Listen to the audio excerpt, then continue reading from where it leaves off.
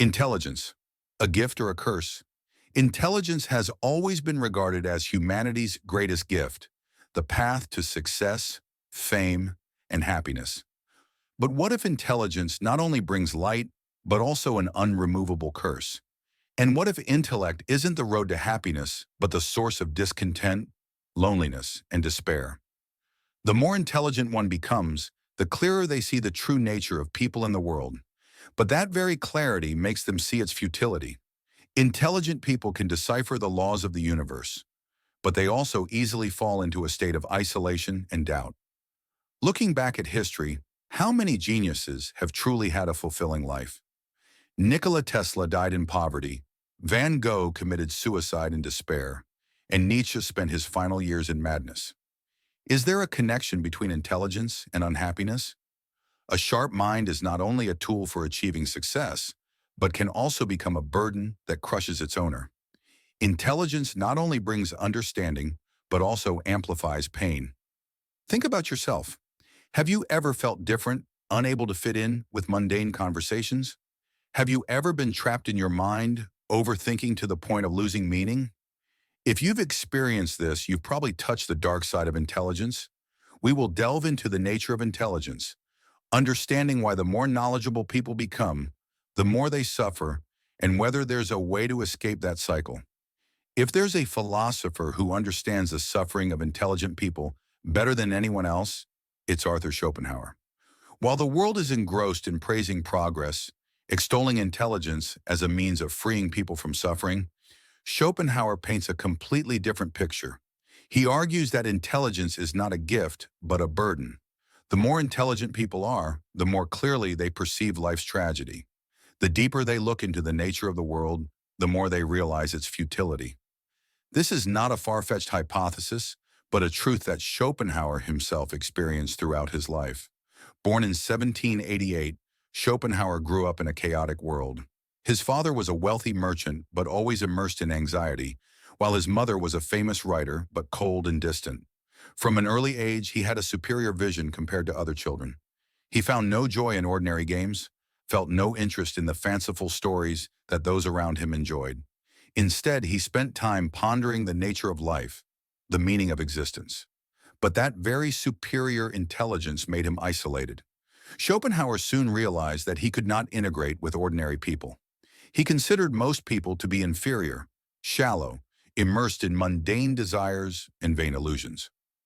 Unlike the philosophers of his time, who always sought to explain life in an optimistic and progressive direction, Schopenhauer chose a different path.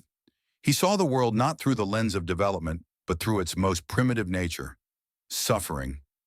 He believed that all living beings are governed by an invisible force, a driving force that motivates all actions, all desires, all human suffering. He called it the will. According to Schopenhauer, the will to live is the source of all suffering. It is a blind force that compels people to pursue endless desires without ever achieving true satisfaction. A person craves money, but when they get it, they want more. A person pursues fame, but as soon as they touch it, they feel empty. No one can escape this cycle. People cannot control their will. They are controlled by it, like puppets being manipulated by an invisible force. But the most frightening thing is that intelligent people perceive more clearly than anyone else the futility of this cycle. While ordinary people can easily be caught up in fleeting pleasures, deceiving themselves with fragile hopes, those with sharp intellect see through everything. They realize that everything people pursue, money, fame, power, are just temporary illusions. They understand that whatever is achieved will eventually vanish. Nothing is permanent. And when this awareness becomes too clear, it leads to a state of existential crisis. This is why many geniuses around the world fall into isolation, depression, or even madness. They see a truth that the majority does not see. Life has no inherent meaning. Not everyone is strong enough to accept this truth. For intelligent people, they have two choices: either pretend not to know, or accept it and be drawn into the abyss of despair. Schopenhauer is not the only one to offer this view. After him, existentialist philosophers like Kierkegaard, Nietzsche, and Sartre followed a similar line of thinking. They all realize that intelligence is not the path to happiness. On the contrary, it can be the reason why people fall into a state of disorientation, loss of connection with life, and loss of the ability to enjoy simple pleasures that others can easily have. But if intelligence leads to suffering, does it mean we should abandon it? Should we stop thinking? Stop asking questions? Stop seeking the truth? We often think that knowing more means controlling more, having a life with fewer mistakes and more happiness. But the truth is, the more knowledgeable people become, the more they have to face the paradoxes of life, questions without answers, truths that cannot be changed. This is the greatest paradox of intelligence. It expands our awareness, but also amplifies our pain. The more we see through the nature of life, the more we find ourselves powerless before its futility. Intelligence is not like a straight path leading to absolute truth. It's like a light shining into the darkness. But the stronger the light, the deeper the darkness. Those with high intelligence not only recognize the futility of the world, but also see the futility of their efforts to change it. They realize that happiness is only a fleeting moment, while suffering is the default state of human beings. When we don't have what we want, we suffer because we lack it.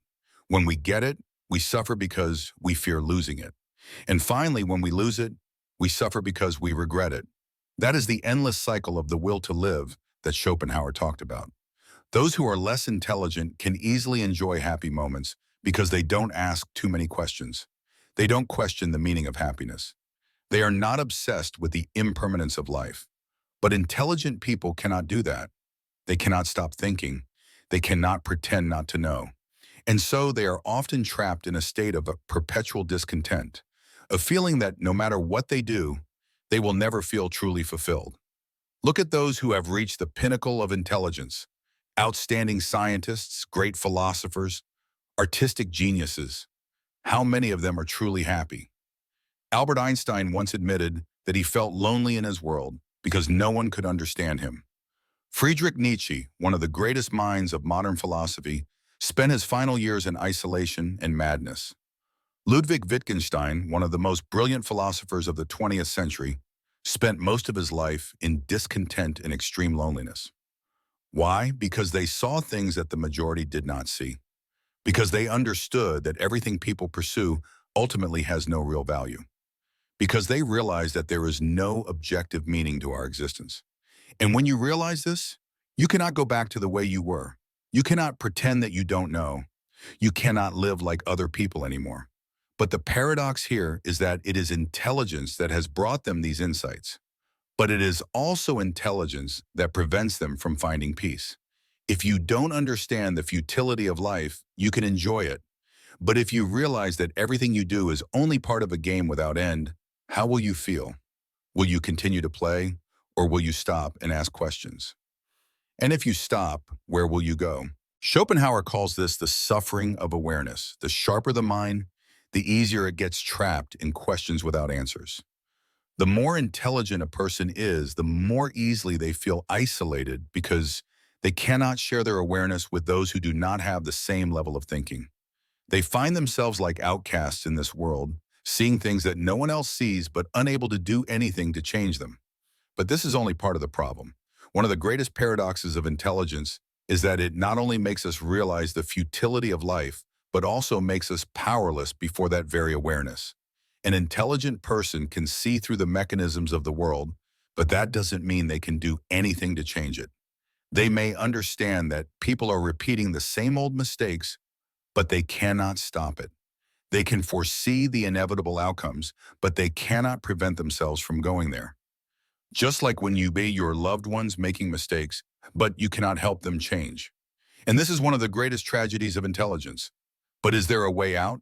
Is there a way to retain intelligence without being submerged in its suffering? There is a path, but it is not the path that most people think of. First, we will delve into one of the greatest consequences of intelligence: loneliness. Loneliness is not just the state of people who have no one by their side, but also the feeling of being lost, even when standing in a crowd. For those with high intelligence, loneliness is not simply the absence of someone to talk to, but the inability to find someone with the same frequency of thinking.